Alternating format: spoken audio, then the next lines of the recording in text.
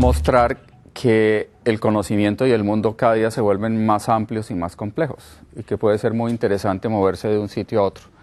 Yo estoy en este momento trabajando para dos sistemas de innovación abierta. Uno está trabajando en diferentes cadenas productivas y son 7 organizaciones internacionales muy grandes. Y también estoy trabajando con distintos investigadores en la formación del pensamiento complejo e innovación, que es lo que más me interesa. Entonces, yo preguntaba ahorita qué tan avanzados están todos sobre el lenguaje de competencias. Entonces, yo pediría que levantemos la mano quienes tenemos un avance, digamos, mediano o alto en lenguaje de competencias.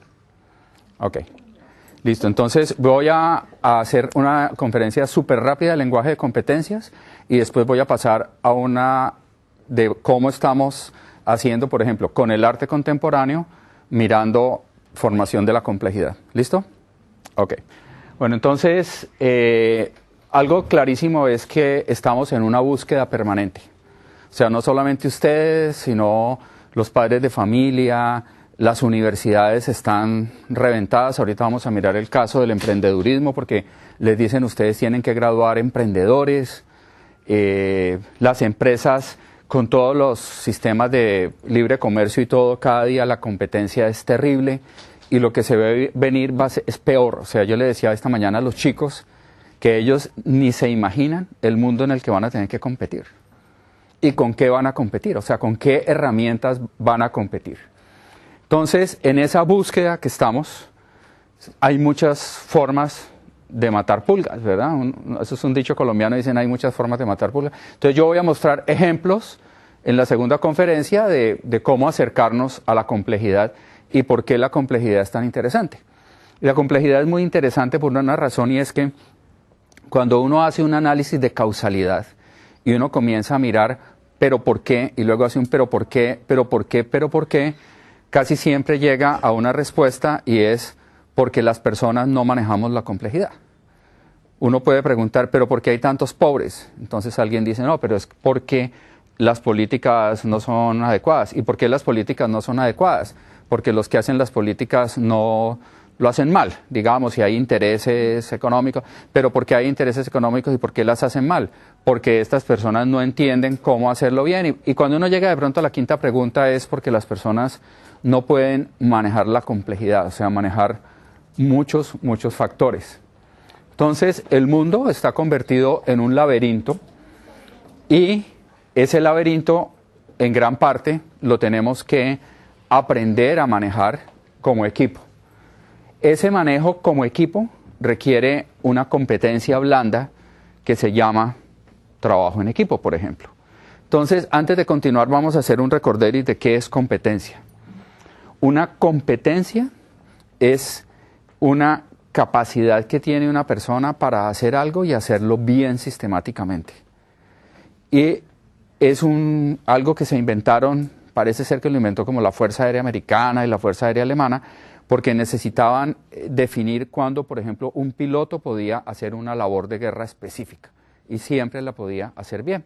El lenguaje de competencias ha ido permeando todos los sistemas. Hoy en día, si yo soy profesional y quiero ser seleccionado por una compañía, normalmente mi hoja de vida va a ser leída por competencias, mi entrevista será por competencias, mi plan de desarrollo por competencias laborales. Ya hay pensadores que están haciendo modelos de competencias ciudadanas y yo ahorita estoy haciendo modelos de competencias para agricultores que sean competitivos en una cadena de valor sostenible en Centroamérica. Entonces, competencias es simplemente un lenguaje. Ese lenguaje nos ayuda a mirar la capacidad que tenemos de manejar ciertas cosas. En este caso, por ejemplo, estábamos hablando de los retos que tiene la humanidad, hay unos que son más difíciles que otros.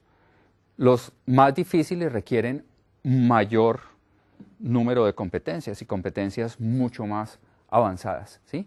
Por ejemplo, una de las competencias más complejas que necesita la humanidad ahora es crear una capacidad de sostenibilidad. O sea, ¿cómo va a ser el mundo para seguir funcionando, no solamente en aspectos climáticos, sino en aspectos políticos, en aspectos de pobreza? Uno mira el periódico hoy, Estados Unidos paralizado porque tienen bloqueado el presupuesto, el otro lugar a punto de comenzar la guerra, etcétera. cómo somos sostenibles. Y ese cómo somos sostenibles es el reto que tienen ustedes como educadores, cómo van a a generar la capacidad de manejar, por ejemplo, la sostenibilidad del mundo por parte de los chicos que están ahí afuera. Eso es un reto que tienen ustedes. O sea, ¿cómo hago para que los chicos que tenemos allí puedan hacer de este mundo algo más sostenible? Algo que nos ayuda entonces son los modelos de competencias, porque los modelos de competencias, cuando son dinámicos, nos pueden ver cómo manejar factores cada día más difíciles o también retos simples. Los modelos de competencias son bastante fáciles de hacer cuando nosotros estamos hablando de conocimientos técnicos. O sea, ¿cómo hago para que un carpintero haga bien hecha una mesa, por ejemplo? ¿Sí? Esos son relativamente fáciles. Son las competencias duras, o sea, todas las competencias técnicas. Cuando yo entro a hablar de las competencias blandas, que son las más complejas, entonces en ese momento ya necesito tener un entendimiento mayor sobre cómo funciona la mente humana, y es lo que vamos a hablar ahorita. Entonces voy a hacer una pequeña introducción a la mente para poder pasar a la complejidad. Esta mañana le decíamos a los chicos, a un chico y le pregunto, ¿con qué parte de tu cuerpo piensas? Y un chico hizo así. Luego les dije a otros, por favor hagan una señal y díganme con qué parte de su cuerpo piensan. Y uno hizo así. Otro hizo así, ¿verdad? La verdad es que nosotros tenemos tres, digamos, niveles cognitivos o tres niveles de función cognitiva. Y ahí sería como mi primer aporte hoy a ustedes como educadores, que nunca olviden que nosotros tenemos tres niveles cognitivos. ¿Listo? Primero que todo, el cerebro tienen que recordar que es bastante primitivo. Nunca olviden eso. El cerebro de ustedes, mío, de cada uno de nosotros, es exactamente el mismo cerebro que tenía un cazador-recolector. Ese cerebro era para salir a recoger semillitas y salir a buscar frutas y cazar por ahí un animalito. ¿Verdad? Entonces, si han pasado tantas cosas en estos años, ¿por qué nosotros hemos podido hacer lo que hemos hecho? Y alguien diría, no, pero es que si tenemos el cerebro del cazador-recolector, ¿por qué tenemos esas cámaras y toda la tecnología? La razón es porque hemos desarrollado la mente. Y la mente no es el cerebro. Como digo, el primer punto de la conferencia de hoy es que recordemos que la mente es el cerebro más el cuerpo, es el primer nivel de la mente. Y esa función de la mente se llama que la función, la mente es corporeizada, o sea, que los procesos cognitivos son corporeizados. ¿Listo? Si alguien me quiere interrumpir, por favor, paramos en cualquier momento. Entonces, recordemos siempre que los procesos cognitivos son corporeizados, ¿ok? Y que cuando nosotros hacemos algo solamente por la vía intelectual, es incompleto. Y si nosotros estudiamos muchísimo algo intelectualmente, puede llegar a ser completo.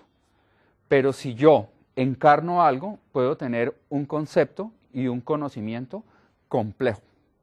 Esta mañana, en uno de los ejercicios que hicimos un juego con los niños con una pelota.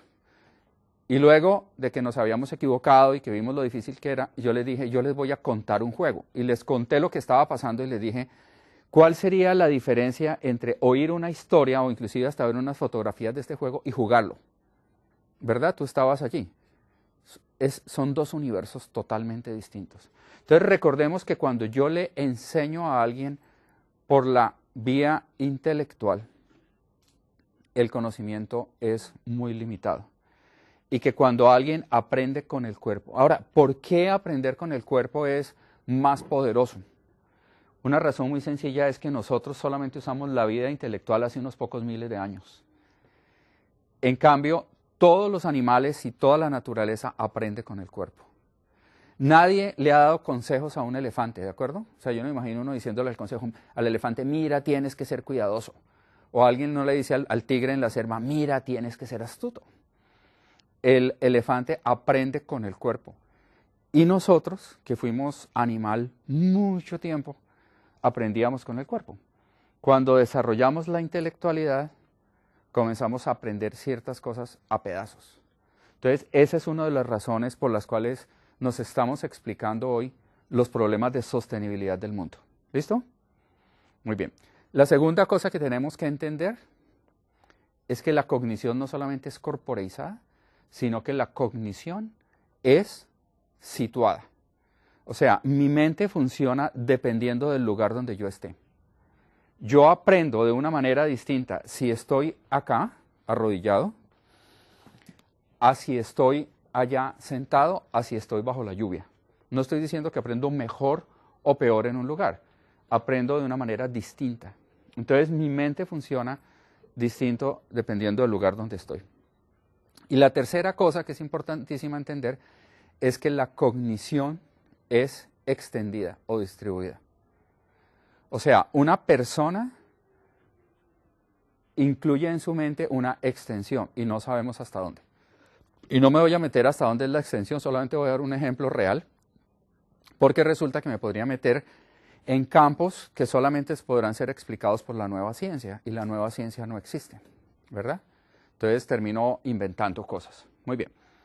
Les voy a contar una historia de un colegio en los Estados Unidos. En ese colegio en los Estados Unidos, una profesora le dijo a sus chicos, por favor, investiguen sobre este tema.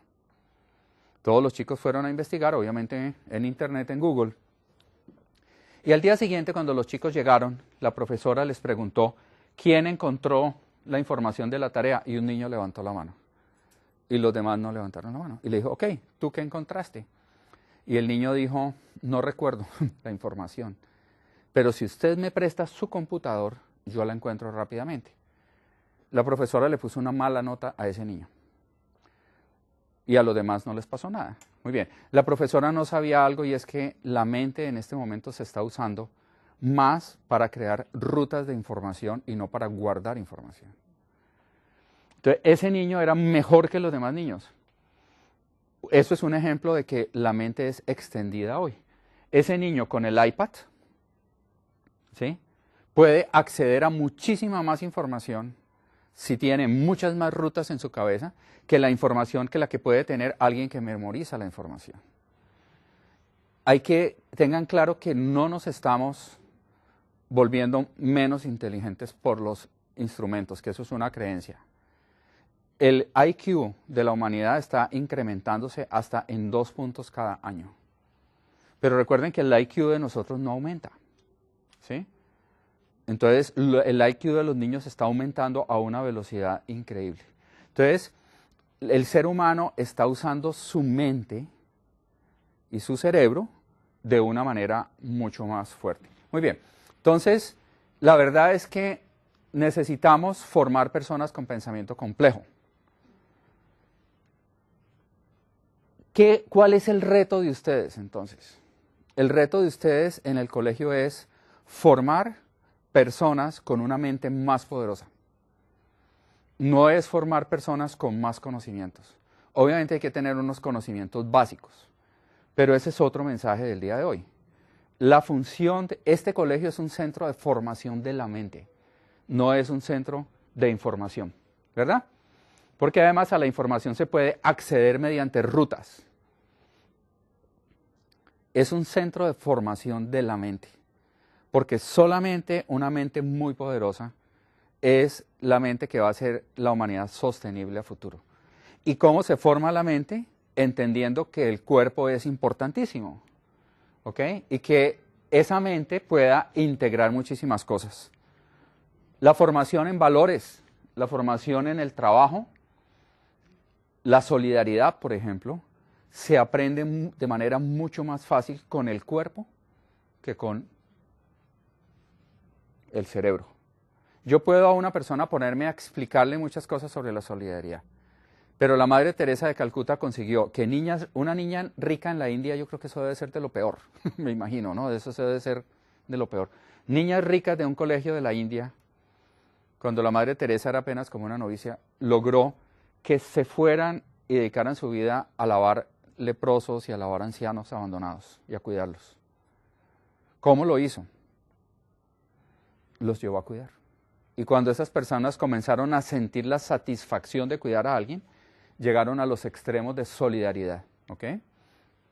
Entonces, si estamos diciendo que el reto de ustedes es la formación de la mente, el reto pedagógico en este momento es la formación en gran parte de las competencias blandas. Porque si yo lo que no tengo que hacer es llenar la botella de conocimientos, sino explotar cómo la persona maneja el conocimiento, que lo consigue a través de las rutas, obviamente tiene que jugar con conocimiento, me interesa es la formación blanda.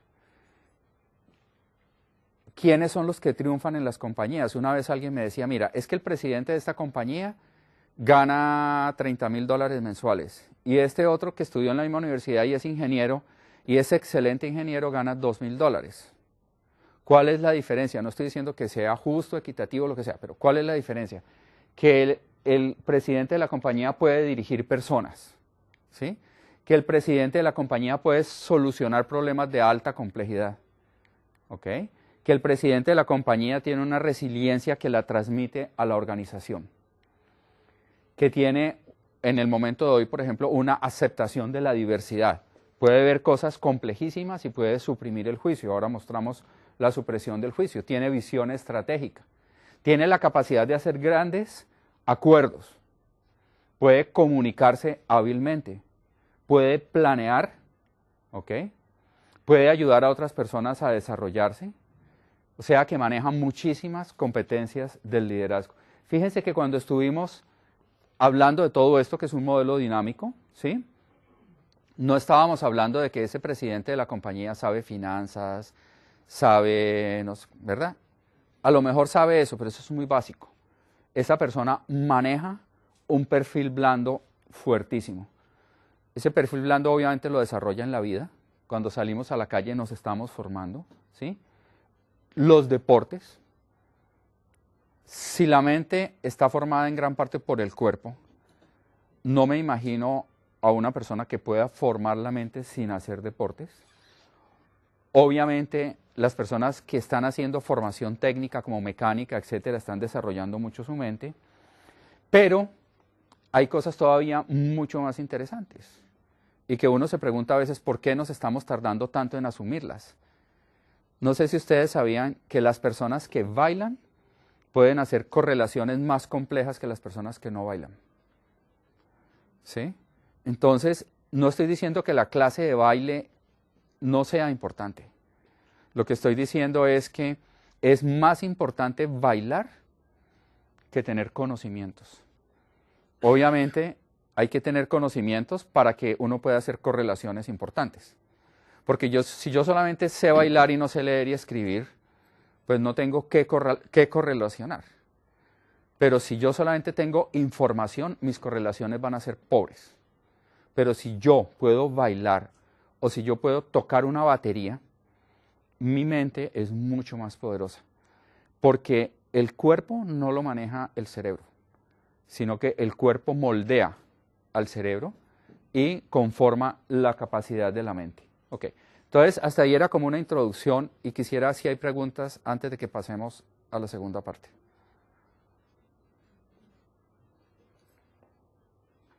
¿Estamos bien? ¿Rápido, corto, muy...? ¿Vamos bien? ¿A buen paso? Ok.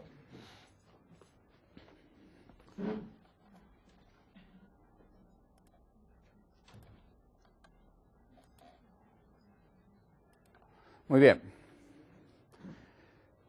Entonces, estábamos diciendo que necesitamos personas con una mente mucho más poderosa, ¿no es cierto? No necesitamos personas con más información, no necesitamos personas con poca información. Necesitamos personas con muy buena información y muy buenos conocimientos, pero en una mente espectacular. Y que esa mente la formamos en gran parte con el cuerpo. Ahora quiero mostrar unos ejemplos de cómo con arte contemporáneo y acciones de arte contemporáneo hacemos pequeñas contribuciones a ciertos procesos de la mente. ¿Ok? Algo muy interesante que tenemos que pensar, y voy a hablar de Muñoz Coloma, es que un artista hoy puede ser alguien que se encierra en su buhardilla a pintar, también es artista. Pero muchos artistas hoy son o somos articuladores de conocimiento. O sea, muchos artistas hoy estamos juntando conocimientos, armando cosas, escribiendo, haciendo fusiones de cosas. ¿Listo? El arte hoy articula y complementa, es parte de un sistema en el cual nosotros tenemos una serie de necesidades que nos están pidiendo las personas. Las personas están pidiendo tener una filosofía para vivir hoy. Nos están pidiendo que la sociedad sea innovadora, que las personas tengan valores y los expresen en sus actos, que puedan desarrollar su talento y el de otro, que tengan unos altos niveles de inteligencia emocional, y ahí me quiero detener un poquito. Dijimos que necesitamos una mente muy poderosa, pero necesitamos una inteligencia emocional muy, muy buena. ¿Recordamos cuáles son los factores de la inteligencia? ¿Todos saben cómo se descubrió la inteligencia emocional? Ok. ¿Cuántas inteligencias conocemos? ¿Me recuerdan? Lenguaje, matemática, artes, Ok. física. Muy bien, hay muchos tipos de inteligencia. La que era conocida era el cociente intelectual, que en cada individuo no cambia, pero en la sociedad está cambiando muy rápidamente, está creciendo. La inteligencia social, la inteligencia deportiva, la inteligencia espiritual, ¿verdad? Y la inteligencia, son muchísimas, ¿no es cierto? La inteligencia emocional. La inteligencia emocional es causa, según estudios, del 87% del éxito de una persona en la vida. Entonces ahí viene otra señal también para ustedes como educadores. ¿Cómo estoy contribuyendo yo al éxito para la vida? ¿Y cómo estoy formando la inteligencia emocional? Porque la gran ventaja es que la inteligencia emocional se puede mejorar a lo largo de la vida en cualquier momento. Y los 4 factores de la inteligencia emocional son el autocontrol, el autoconocimiento, la capacidad de identificar las emociones de los demás y la capacidad de ayudar a los demás a manejar sus emociones. Una vez estaba un minero en la mina trabajando y él tenía una práctica, este era un jefe de mina que era espectacular. La práctica era que se abría un roto en la piedra, en la pared de la mina, allí se ponía dinamita, luego se ponía arena, un ayudante ponía arena y el minero metía una barra, obviamente eso tenía, una mecha, e empujaba suavemente la arena. Prendían la mecha, salían corriendo y volaban la roca. Un día el minero se distrajo y metió la barra antes de que el ayudante pusiera la arena. La pólvora explotó, la barra salió disparada y le arrancó la parte frontal. Lo llevaron a la clínica, etcétera, se recuperó y volvió sin parte frontal a trabajar. Matemáticas perfecto, pensaba perfecto, supuestamente. Pero ese minero que podía entender cuándo sus obreros estaban agotados y necesitaban parar para tomar agua, dejó de entender todo lo que las personas sentían. ¿Okay? Allí se descubrió la inteligencia emocional.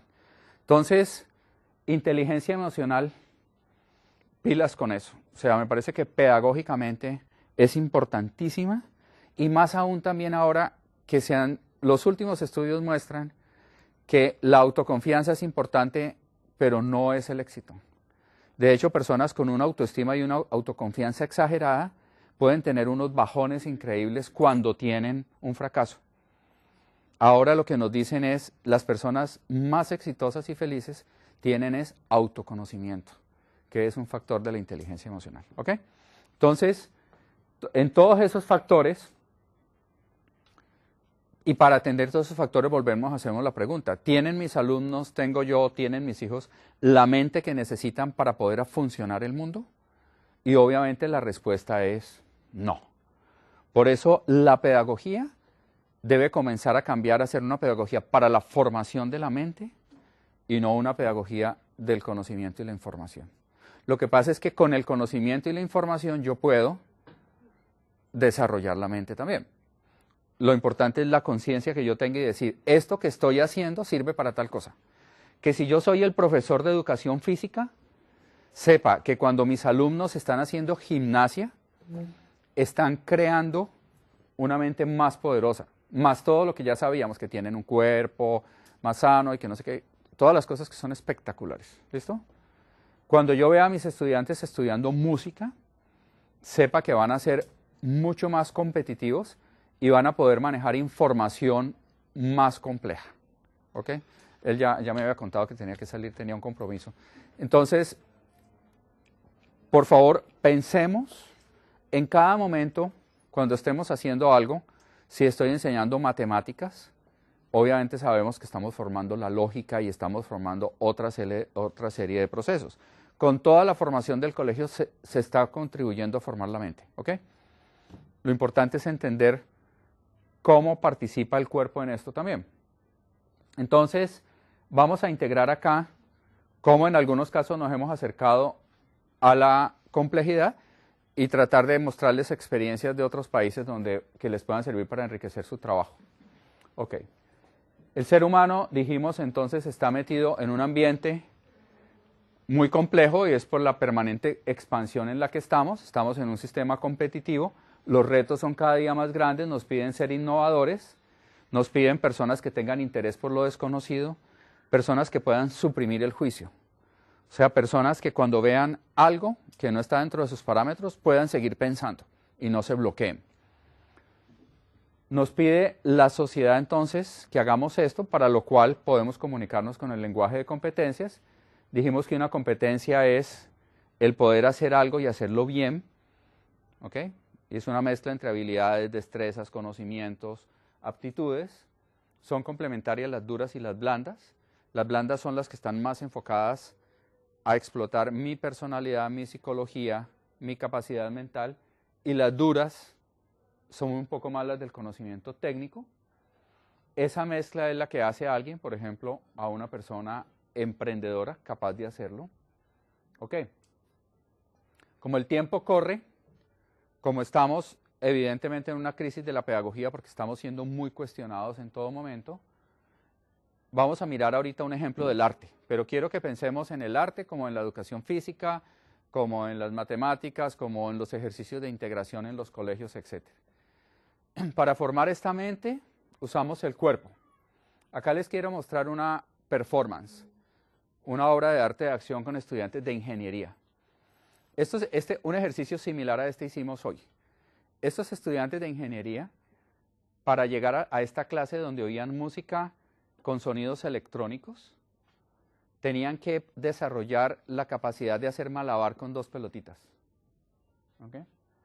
Y ellos recrearon una especie de universo sostenido con sus manos. Una obra de arte se puede leer, en este caso vamos a leerla desde 3 puntos de vista. Primero, la parte visual. Levanten la mano a los a quienes lo que están viendo les parezca interesante visualmente. Bien, eso es interesante visual, tiene una armonía de color, todo está en colores oscuros, eso no es una foto de blanco y negro, ¿verdad?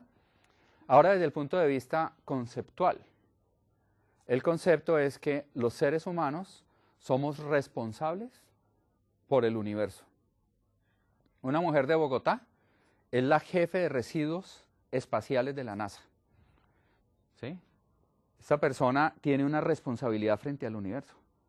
¿Qué satélites o qué aparatos que manda la NASA y cómo los estamos desechando en el universo? ¿Sí? Ya la responsabilidad comienza a ser con el universo. Hace poco armé una performance en una escuela de bellas artes donde un doctorado en estética y en astronomía le hablaba desde California a los chicos y les decía a estos chicos, con absoluta seguridad, algunos de ustedes vivirán un planeta donde estableceremos relaciones formales con otra civilización. Y les estoy hablando de un tipo que sabe lo último, ¿sí? O sea, le decía a esos chicos de 20, imagínense sus hijos o imagínense sus alumnos. Algunos de los alumnos que ustedes ven en la clase estarán involucrados en el establecimiento de relaciones con otras civilizaciones. Eso les espera a esos chicos, ¿sí? Y la tercera mirada que hacemos a esta acción es ¿qué lenguaje? Esto es arte de acción, ¿ok? Ahora vamos a dar una mirada desde la neurociencia. Hay una diferencia grande entre aprender el compromiso con el universo. Si un profesor en clase me informa versus que yo esté jugando, creando un universo con mis manos. Porque estoy encarnando un mini planetario. Pero además estas personas que tienen que hacer esto, que lo están haciendo con el cuerpo, hacen unas funciones en el cerebro que les permite congelar el hemisferio izquierdo y funcionar con el hemisferio derecho en el malabar. ¿Listo?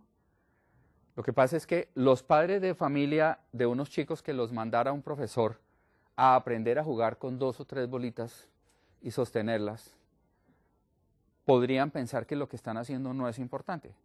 Pero si los ven leyendo un libro, podrían pensar que eso sí es importante.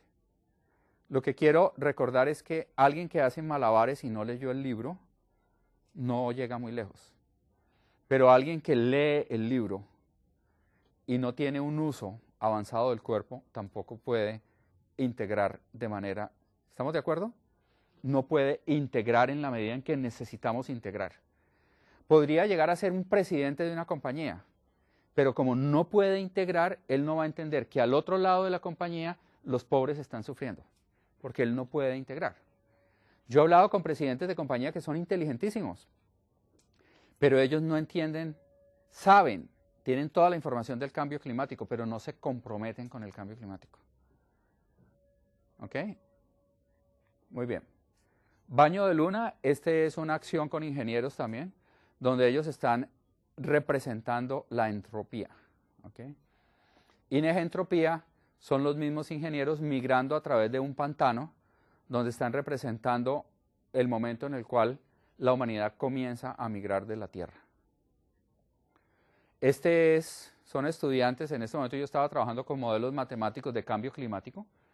La tarea de estos estudiantes para el examen final era, toda la clase tenía que sumergirse y aumentar el número de tiempo que estaba bajo el agua. ¿Sí?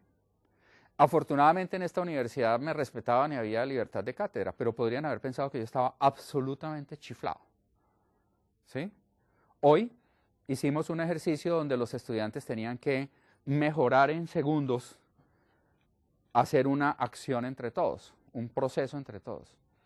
En esta acción, la clase entera tenía que mejorar en su capacidad de permanecer bajo el agua. En esta, mientras que yo estaba dando clase en la universidad, 2 estudiantes jugaban fútbol. Y en esta, para que los estudiantes asimilaran el concepto de capacidad de carga, no sé si todos saben qué es capacidad de carga.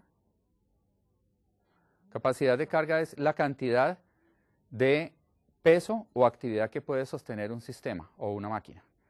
Cuando uno ve un ascensor que dice máximo 6 pasajeros, esa es la capacidad de carga. Un camión que tiene 6 toneladas es máximo lo que yo le puedo poner al camión. ¿Listo? Una reserva natural, le podemos hacer una evaluación de capacidad de carga, que consiste en cuántos visitantes puede tener la reserva. Esta es una performance donde 900 estudiantes inflaron globos, todos son de universidad también, y representaron la pérdida de la lucha que estamos teniendo para la captura de carbono y el balance de carbono en la Tierra. ¿Okay? Esto es un trabajo de redes muy grande que he hecho en varios países. Esta es una performance, a lo mejor ustedes lo han vivido, donde mientras que yo daba clase por 15 minutos los estudiantes se taparon y no me escucharon. Acá le pedí a los estudiantes que violaran el reglamento. Esto es con la familia, con toda mi familia, haciendo una representación de la captura de carbono. Y esta es Kepler, donde este científico hablaba mientras que los estudiantes dibujaban. ¿Sí? Entonces es otra mirada al dibujo. Es que si nosotros dibujamos una esfera mientras hablamos de los problemas de la Tierra, la función de nuestro cerebro y la función de nuestra mente es distinta. Entonces quiero con esto dar otra mirada a la educación. Esto se llama Granos Básicos, unos artistas comiendo granos en un museo. Y micelio, que es algo que he hecho muy en grande, es la construcción de una estructura y a través de esta estructura entender los sistemas de redes y la competencia formación de redes. Aquí hay un biólogo que nos explique qué es un micelio. Un micelio es el cuerpo de un hongo. Para darles una idea, es el hongo. Cuando el hongo se junta con las raíces de los árboles, se llama una micorriza. En griego, mico, hongo, riza, raíz. Entonces, aquellos que se juntan con las raíces interconectan por ejemplo, toda la selva, toda la Amazonía está totalmente interconectada por billones de kilómetros de hongos y ayudan a que los árboles grandes y los pequeños intercambien sistemas. ¿Ok? Entender cómo funcionan los hongos en la naturaleza genera un cambio en toda la comprensión de la agricultura.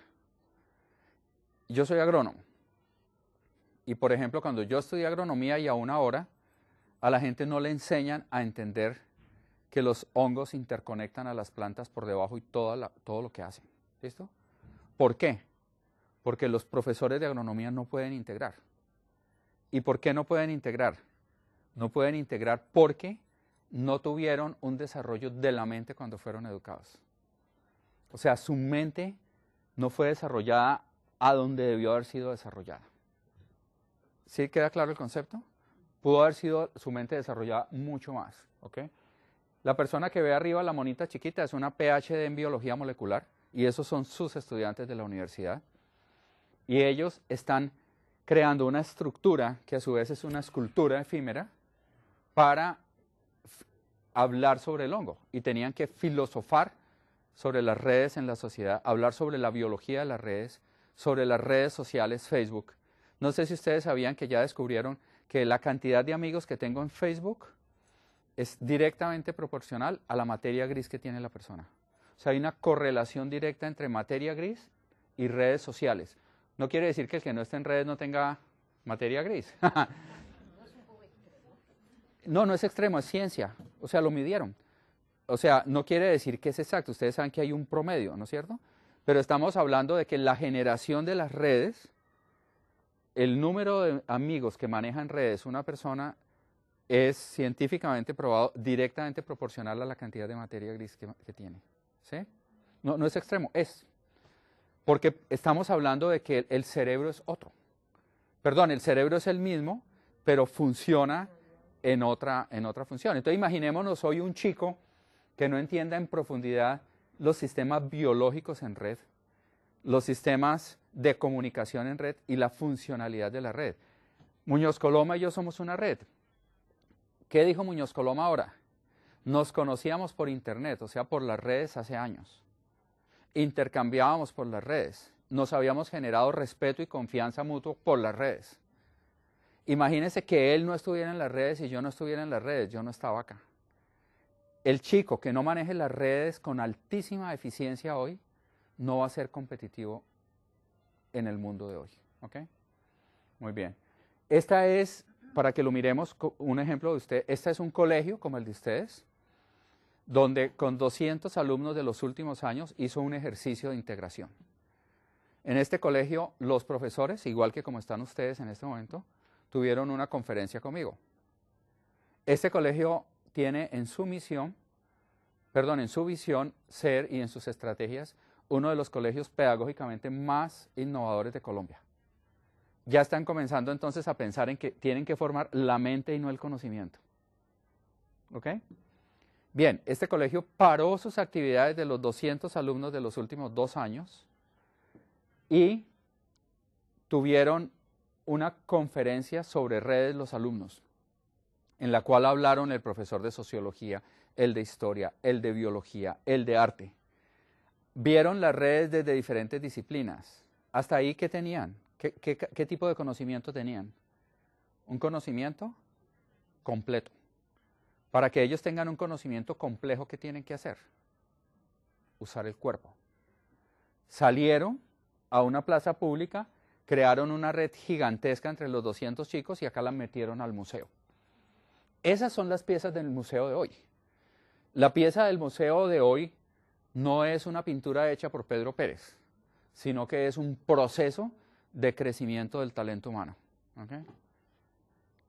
Bien, este micelio 3 son 300 profesores en un congreso de pedagogía súper avanzado en Colombia que recibieron una conferencia de neurociencia. Mi sobrino trabaja conmigo y él es biólogo, filósofo,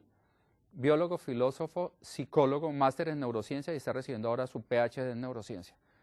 ¿Sí? Y es experto, entre otras cosas, en aprendizaje corporizado. Y tiene 29 años. Y alguien le preguntaba, ¿cómo hizo usted para hacer 3 carreras en 3 universidades distintas al tiempo y ser el mejor en las 3 universidades? pues tiene una mente poderosa. Y una de las razones que le hizo ser su mente poderosa, ¿cuál era? Que cuando era chiquitito sus papás le regalaron una batería. Y era un baterista espectacular a los 9, 10, 11 años, y los papás no lo regañaban por estar tocando batería. Porque mientras más batería tocaba, más capacidad tenía de manejar múltiples conceptos. Y ahí viene una pregunta que podrían estar ustedes diciendo. ¿Dónde está el equilibrio? Siempre hay que encontrar un equilibrio. Si ponemos a todos los niños de este colegio solo a hacer gimnasia, a bailar y a tocar batería, pues no van a tener información para hacer correlaciones. Pero si solamente seguimos llenando la botella, van a ser muy pobres en conocimiento porque todo eso se les va a olvidar, lo que les estamos enseñando. Y no solamente se les va a olvidar todo eso, sino que no van a poder usarlo de manera altamente eficiente, que es lo que el mundo nos pide hoy. ¿Ok? Esta la hice en Santiago el año pasado. Es una piscina donde, como lo que hicimos hoy, se hicieron esferitas, que es un proceso difícil de hacer, esferas con los globos, y metí al público para pensar sobre el balance de carbono en el océano. ¿Okay? Esto es en una universidad, en otro país, en la Universidad Americana, donde mientras dábamos una conferencia, los profesores hicieron una instalación, o sea, una intervención en los procesos. Y esta es una escuela de diseño de otra universidad, donde los estudiantes tenían que diseñar en tercera dimensión y con el cuerpo.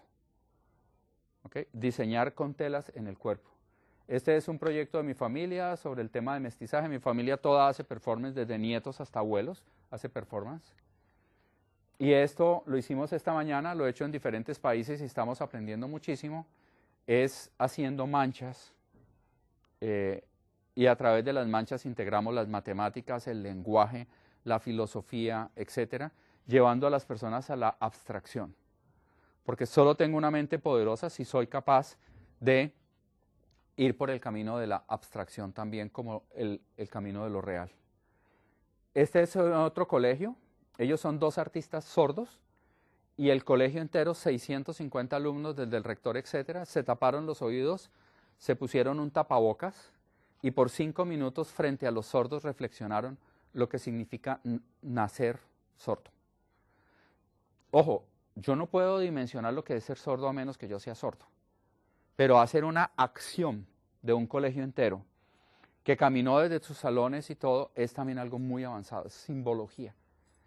Imaginemos que esos niños nos hubiéramos puesto de acuerdo y a todos los niños los profesores le hubieran dicho, un sordo sufre mucho y sigue hablando.